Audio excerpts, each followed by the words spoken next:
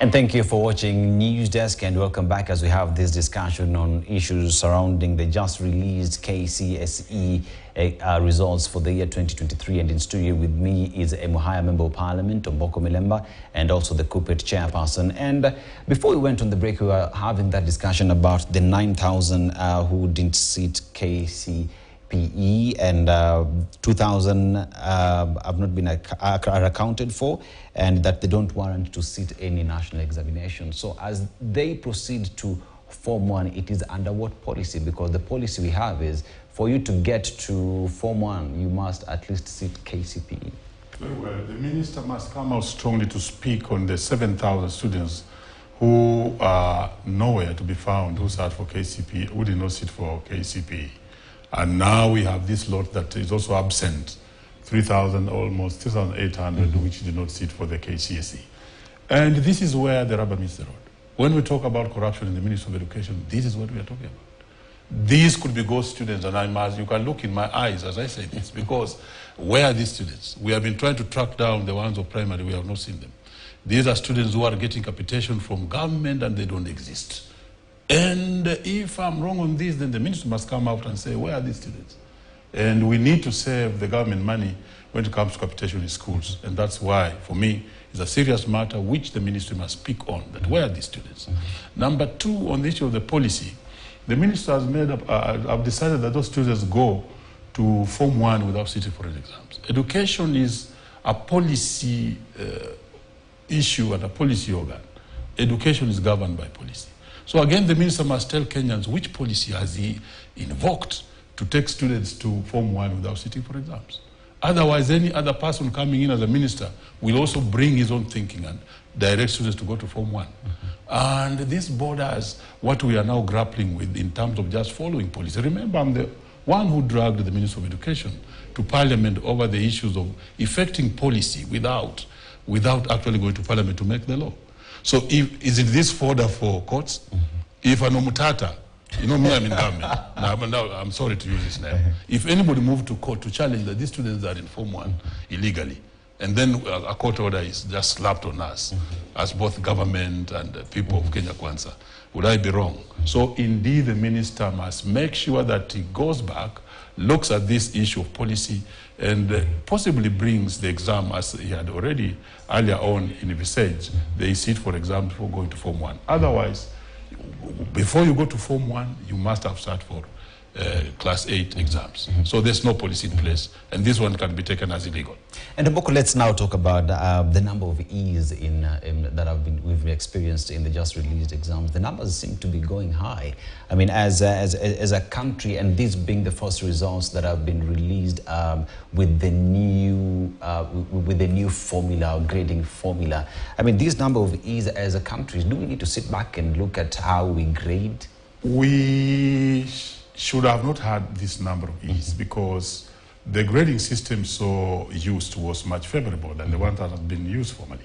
Because formally you would go in for 5 subjects that are actually compulsory. But this time we went in for only 2, mathematics and the language. And therefore it was much easier for the candidates. And that's why I'm able to confidently say that there was improvement in performance. The number of A's are high and the number of B's are high and every other grade except for the E's. And therefore it means if we would have used the old grading system, this E's would have gone to as high as over 100,000. And this is a matter of concern for both the teachers, who I'm a teacher, I'm a chairman of the teachers, which I said on when we began that we shall have to look into it. The Teacher Service Commission, together with the Minister of Education, and most of the Minister of Education, should try to find out what was the cause of this. We know in the last year's exams, the previous results that we got, there was a lot of cheating, and you remember what we went through. And we had to look into, commission an inquiry into how did it happen that there was that kind of performance, especially from one single school. I'm not afraid as a teacher that we also take and confront this challenge of having an inquiry into the number of E's, because we are teachers and we must know what happened to have this high number despite the grading system that was favorable, and we should have had better performance. Now, let's talk about the intern teachers, the JSS teachers. Now, it is an issue that the government says is handling, that for them to get their permanent contracts, they ought to be interns for 2 years. This is the president said recently. But the JSS intern teachers have done their tool, and they're saying they're not going back to class unless they are paid.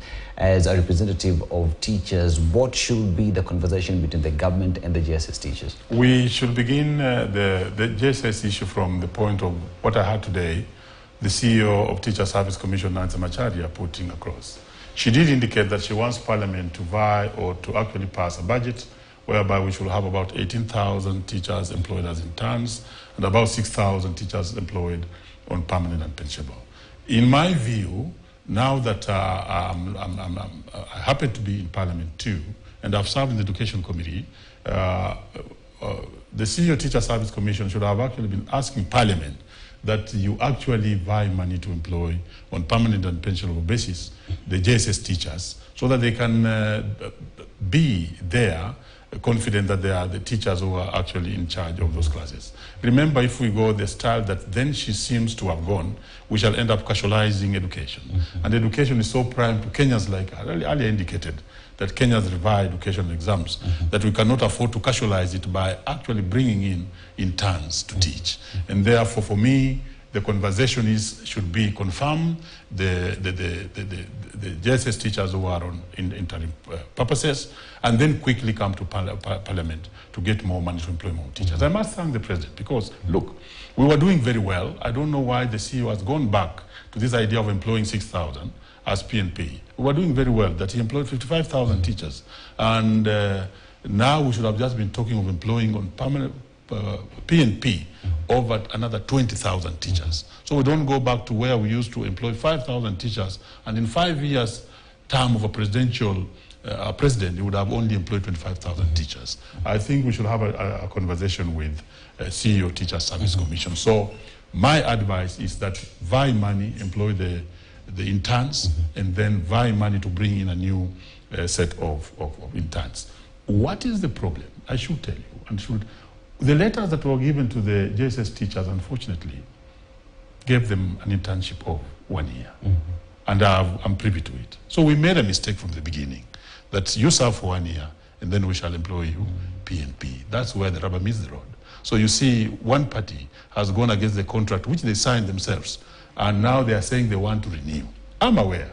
Elsewhere, interns go for 2 years. But again, there's a disadvantage with the Teacher Service Commission, and I hope the CEO is listening to me, that it's only teachers serving on interns who get 20,000 Kenya shillings. All other interns in all other departments, including government departments, ministry, and TS itself, they get 25,000 shillings. Why can't we even begin by addressing that discrepancy before we move on? Thank you.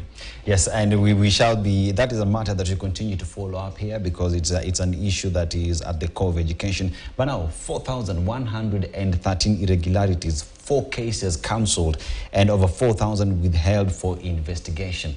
What is the problem in our education sector that there is always an issue to do with irregularities? Before I go there, because I've been a leader of the teachers for some time, I would wish Teacher Service Commission to admit a meeting with ourselves and unions, even KNEC, so that we have a conversation. One, we actually regularize that because this is our country and we have to deal with it. There was a promissory note from the chair budget, Ndindi Nyoro. There was a promissory note, I think, from the president also, that these JSS teachers would get full employment during the second supplementary 2. And if that be the case, we need to be called so that we make an agreement. We agree with the Teacher Service Commission on how that will be handled. Meanwhile, their payment be increased to be levelized with all other intern teachers in this particular country. Because at the end of the day, we are leaders and we must make decisions that will actually prepare the education system to continue working. So I thought I should also bring out a level of a solution instead of just creating a challenge only. Now back to the 4,113 students who I hear had irregularities is something that we need to address. In the previous results, the irregularities were too high. And even this time they're high. And that's another area that as teachers we must take responsibility and all other stakeholders and investigate to see why we're having this high number of irregularities. Formally would say that we need to remove the prime target that has been put on exams, so that it means if you pass exams, then you will succeed in life, which is not the case. After all, of the students who did these exams, only 200,000 are going to university. The majority, who are about 700,000, are going to tertiary institutions. There's need for policy transformation so that we strengthen our tertiary institutions, especially the TVETs, and empower them, and also talk to our students to understand that employment will not be white-collar job, but will actually be employment in terms of performing from where you are, working from the house, working from one place to another, and not in one company, as it's still being imagined. That was an old version of the 1970s and 1960s, but now we have to open up and work on the tertiary institutions. So this one needs to be investigated. 4,113 students cannot go to waste like that. And thereafter, intervention must be done so that if possible, they are given what I call a supplementary exam. Exam must not be the limiting factor and the thing that will completely kill one from progressing in life. So a supplementary exam for them would still be good. And do you think that we will be able to handle issues to do with irregularities? Because we see now there is the new grading system, and also the government not going ahead and announcing the big performance and all that. Are these some of the measures that will help to deal with the grading system? For the longest time, we expected that by not announcing the big performers, the schools that have performed well, and ranking, you remember the days of ranking? And then you remember the days of mean score. I was a victim of mean score myself because I was teaching. And we would really struggle to make sure that we have a good mean score. And sometimes then people would go beyond the limits of just getting a good mean score and then leading to regularity. That we have gone through it, but you know, again, you people of the press, you have your way out. Even today, I've been watching schools that have performed well here. And I think some sort of ranking is still there. We need to work as a country, as a government, as a society, as a parents, as a society on the issue of not priming exams as the only thing that will make one succeed or not succeed. So we still have a journey. I can't say we have succeeded. And also just on issues to do with the irregularities now, there are two issues that were introduced in the 2023 KCP. That was the issue to do with the double collection, where exams are being collected in the morning and in the afternoon. And according to stats that we keep that we're getting so far, is that the afternoon papers students seem to not have performed well. Why would that be the case? Oh yeah, from where I sit, and given that, let me not say that. I have to speak to the country very clearly. You know, what was the challenge were the afternoon papers. That these papers would be picked in the morning, and then between morning and afternoon when they would be sat for, then they would be tampered with. And that's why possibly the ministry, and I want to congratulate them for that. I also congratulate the ministry for having paid the examiners. I must speak that out. You know, you have to be very, very fair. So the ministry then brought in the idea of we pick the first paper in the morning and then pick the second paper in the afternoon, hoping that then it would not have that tempering. I think it has worked, and that is why the afternoon papers did not get irregularities and have been performed much more poorly. But it is beyond that. So I want to congratulate the ministry for having brought that, but they should also remunerate the examiners and the people who are in charge of exams well, because they have now to travel to the containers twice a day. That's the only hiccup I had with them. Otherwise, in terms of that improving and making sure that we don't lose exams in terms of irregularities, I support them 100%. I like it when you do your exam and you pass it. We went through a system, A-level, you know, I'm old school, where when you pass your exam, you're a very proud guy and you are not helped out. Yeah. And you say they say old is gold, but now let's talk about the KPSE exams, where as we speak right now, students are transitioning to grade 7 without results. Where do you sit with that? Going back to policy. That's what I was addressing a few minutes ago. That where is this policy found where students are going to Form 1 without sitting Class 8 exams? Again, in terms of policy, as students move to the junior school, they should have sat for KPSE. Again, now we have students moving to junior school without sitting for KPSE. In this way, we are casualizing. We are actually making education a banana department where anything will happen depending on the circumstances of the day. And this is what should never happen, because teachers and being manufacturers of human resource should be exact and on point in terms of policy management and framework, and even following the policy which we have set ourselves. Again then, at the doorsteps of the minister, he must make sure that this KPSEA exams is out. Look at this. If a student was to leave Nairobi and is joining my village school in Isirulo, you know, I have my local school called Isirulo, it's a primary school, and wants now to join junior school, what document, possibly the student is going there because the parents are unable to live in Nairobi, what document will that student be providing to Isirulo primary that he actually should be in junior school? Those are issues. Yeah. And now, even as we talk about KCSE, the next big question is the transition to university. And we know the challenges that universities continue to face every other day. Some are even at the verge of closing down. What must the government do to secure these students who are going to tertiary institutions? The president had a very good model of making sure that all students who are going to university are actually taken care of in terms of capitation. And then I was very proud of the fact that the capitation in terms of support for students in colleges was now being graduated down to the level of TVETs and even lower colleges. And that is what we should do, because that's where the majority of the students are. The days when we got boom in the university and the students who went in the middle level colleges did not get anything are long gone, because that particular time we were still manufacturing the white collar jobs to inherit the Europeans who are leaving this country in 1963 after independence. But now we need to implement the new model that the president worked on with a team so that it's implementable. As we talk now, it's not working and it needs to be fixed. So the ministry must sit down and take its time to fix that model so that it works. If it works, it's marvelous. If it doesn't work, it will kill the universities. And the Presidential Working Party came with their recommendations also touching on the universities. And with that, we've seen several parties complaining that school fees in universities have gone up. Hence, a lot of Kenyans are unable to afford university education. Moving forward, the government education being a very important subject in their manifesto and just being in the social fabric of this country, what conversation should the parents, government, and lecturers be having when it comes to joining universities and being there to conclusion? I did say there's a challenge in implementation of that model. And the people who are charged with implementation must be actually sleeping with the job. Because now, let me go back to Parliament, because this is where the money is via. When you look at the amount of money that was via for university funding in terms of supporting students, both universities and other middle-level colleges, is far much higher than we have ever done before. Very big chunk. I think it was going to over 23 billion Kenyan shillings. And therefore, we should be expecting much lower fees being charged at the university, especially for the students who really deserve, because they were graduated into those who are really needy. There were all those the graduate scheme. And therefore, we should not be talking about the fee in the universities increasing. So it needs a serious attention.